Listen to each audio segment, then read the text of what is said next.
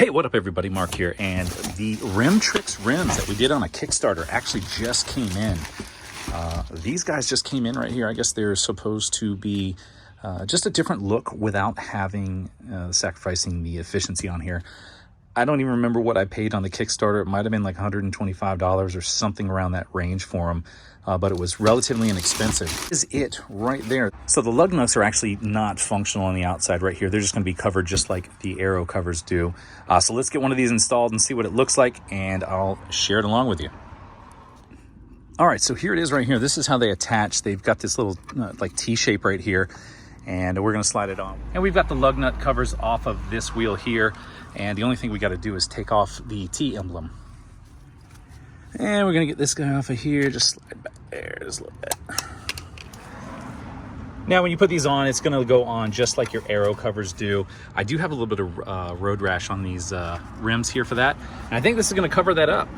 So at the top right there is that valve stem notch. We're going to line that up and just, I think, press it on. Yeah. And there we go. It snaps on just like that. It goes all the way around and covers that rim rash right there. So that is fully covered like that. The next step that we have to do is unpack one of the center caps. All right, so we'll get this guy undone right here. There is an R on it. It doesn't have a Tesla on it, and I tried to fit this on here, but it is gray. It doesn't look the same, but it will not fit. They almost line up. It's just a little bit too wide. So we'll snap this guy on here just like that. Pops on, and that's what we're going to look at right there. All right, so we've got that one installed right there. You can see the look of that is just a little bit different from the aero wheel.